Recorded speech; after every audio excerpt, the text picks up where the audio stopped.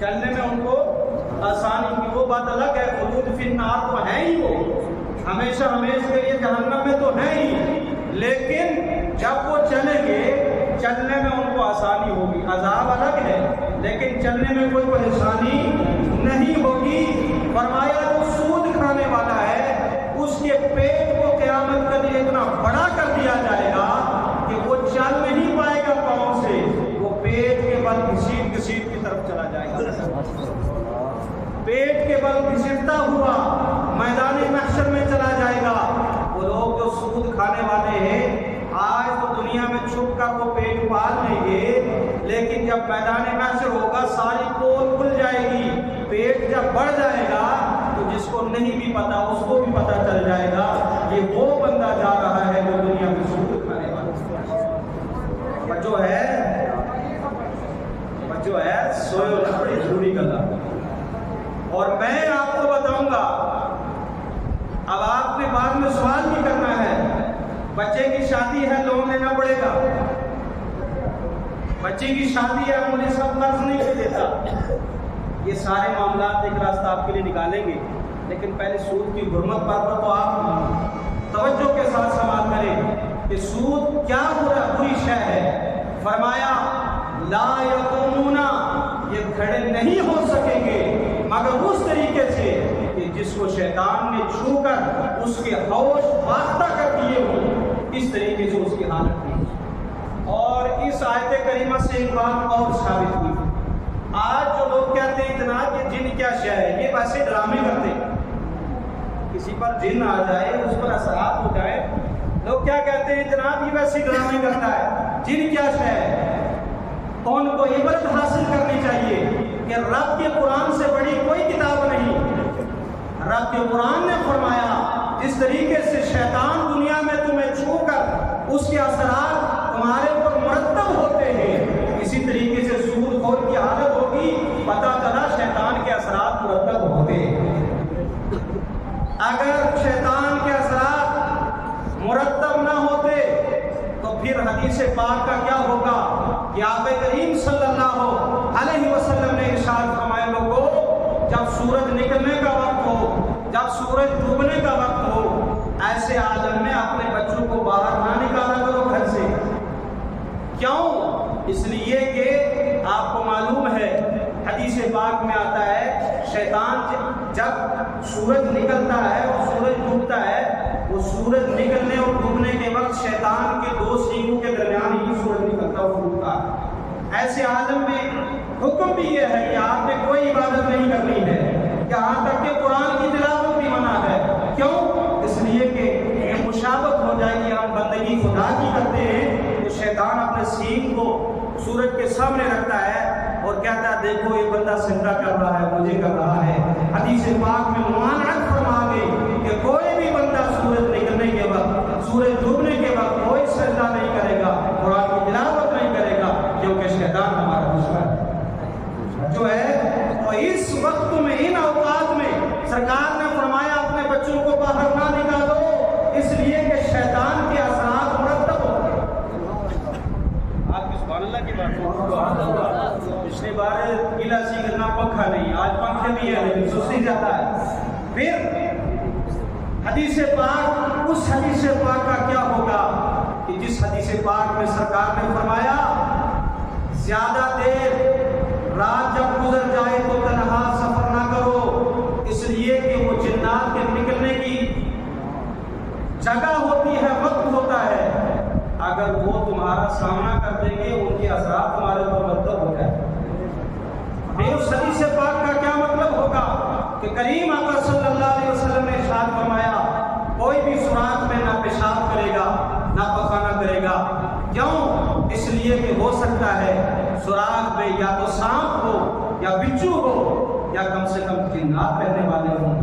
اگر تم سوراخ میں پیشاب کرو گے ان تینوں چیزوں کے تمہارے اوپر حملہ آور ہونے کا اندیشہ ہے، لہذا اور اس حدیث پاک کا کیا ہوگا کہ کریم آقا صلی اللہ علیہ وسلم نے ارشاد فرمایا تنہا سفر نہ کیا کرو رات میں، اور جب سفر کرنا ہو رات میں تو بیچ راستے میں بھی پڑاؤ نہ کیا کرو، مین راستے پر پڑاؤ نہ کیا کرو۔ دن میں تو مخلوق جو گزرتی ہے انسانوں کی لیکن رات میں جنات بھی نکلتے ہیں، تو لہٰذا اس سے انکار نہیں کیا جا سکتا۔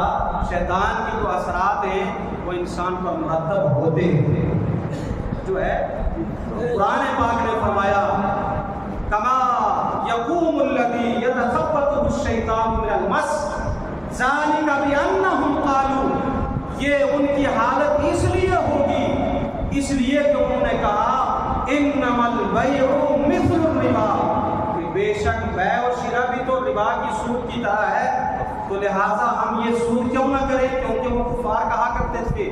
اور آج کے بھی کچھ جو اپنے آپ کو عقل مند کہتے ہیں وہ کہتے ہیں جناب اگر کسی بندے نے 1000 روپے کے کیلے لائے، مثال دیتا ہوں، اس نے بیچے آگے 2000 کے، یہ بھی تو زیادتی ہوئی،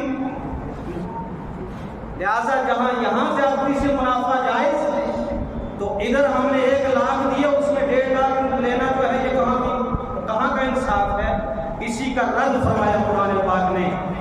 قرآن پاک نے فرمایا اللہ پاک نے بیع کو حلال کیا ہے لیکن سود کو حرام کرا، اس لیے کہ آپ نے کیلے لیے 1000 کے اور جو آپ بیچ رہے ہیں وہ کیلوں کے بدلے میں نہیں بیچ رہے، وہ پیسوں کے بدلے میں بیچ رہے ہیں، توجہ ہے۔ ورنہ آج حاجی لوگ یا عمرہ کرنے والے لوگ جو باہر کنٹری میں جاتے ہیں، آپ نے دیے 25,000، آپ کو ملا 1200 ریال، مثال دیتا ہوں، تو یہ بھی ناجائز ہو جائے؟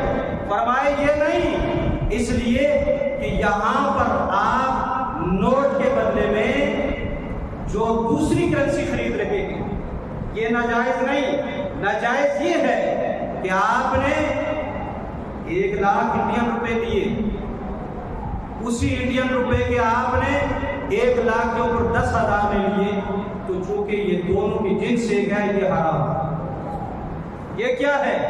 حرام ہے۔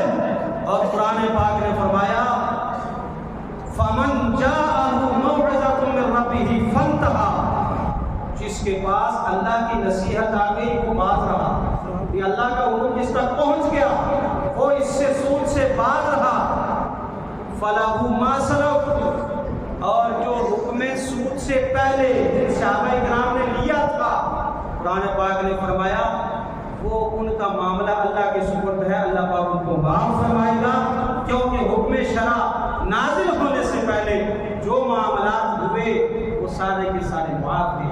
حکم شریعت سے پہلے تو شراب بھی حلال تھی، لیکن جب حکم ہوا تو جنہوں نے پی تھی اللہ پاک نے ان کو معاف فرمایا۔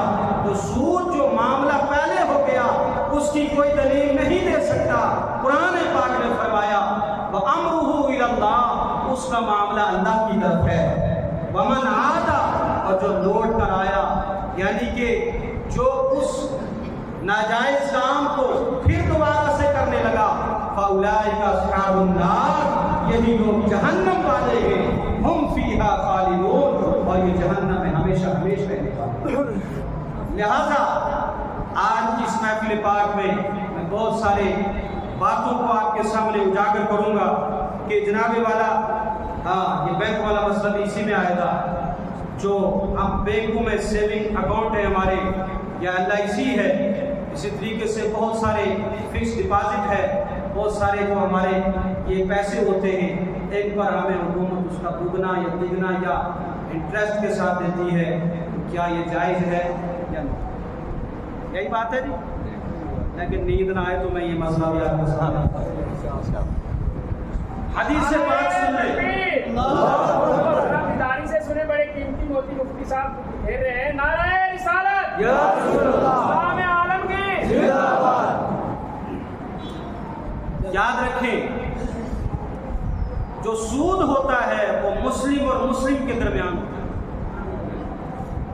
مسلمان آپس میں اگر پیسے کے بدلے میں ڈبل پیسے لیں، ٹھیک ہے، اسی طریقے سے گیہوں کے بدلے میں ڈبل گیہوں لئیے، یا جو بھی ایک جنس کی چیز ہے اس کو ڈبل کر کے لیں، تو یہ مسلمانوں کے لیے حرام، مسلمانوں کے لیے حرام، جو اس کو حلال سمجھے وہ کافر۔ لیکن کریم آقا صلی اللہ علیہ وسلم نے ارشاد فرمایا لا ربا بین الحرب والمسلم، توجہ ہے؟ کوئی بھی سود نہیں ہوتا ہے مسلمان اور کافر حربی کے درمیان، توجہ ہے؟ اب سب سے پہلے تو یہ سن لیں کہ ہمارا ہندوستان دارالاسلام ہے، کیا ہے بولیے؟ بولو زور سے، دارالاسلام ہے، اس کو دارالحرب نہیں کہنا، دارالحرب نہیں کہنا، ہمارا ہندوستان دارالاسلام ہے۔ What is دارالاسلام؟ دارالاسلام کسے کہتے ہیں؟ آپ کہیں گے حکومت غیروں کی ہے، غیر مسلموں کی ہے، تو دارالاسلام اس کو کہتے ہیں کہ کسی دور میں مسلمانوں کی حکومت رہی ہو اور آپ میں شاعر اسلام باقی ہوں، اس کو دارالاسلام کہا جاتا ہے۔ ہندوستان کی تاریخ پلٹ کر دیکھیں، 700 سال یہاں لوگوں نے حکومت کی، اور آج بھی اذان پابندی سے دی جا رہی ہے، مساجد میں لوگ جمعہ کے لیے حاضر ہوتے ہیں، کوئی پابندی نہیں، شاعر اسلام آج بھی ہے۔ لہذا ہندوستان دارالاسلام ہے، اور اس ملک میں رہنے والے جو کافر ہیں وہ حربی کیا ہے؟ بولو، حربی۔ کافر کی 3 قسمیں، کافر ذمی، کافر حربی، کافر مستعمر۔ سب کی تعریف کروں تو ٹائم نہیں ہے، باریکی کے مسائل ہیں، اتنا سمجھ لو کہ ہمارے ہندوستان میں جو کافر رہتے ہیں یہ حربی ہیں۔ کیا ہے؟ بولو، حربی ہے۔ اس پر اعلیٰ حضرت امام سنت فاضل بریلوی رحمۃ اللہ علیہ کا تفصیل ایک رسالہ ہے، اور قرآن حدیث مصطفیٰ میں کیا ہے؟ لا ربا بین الحربی والمسلم۔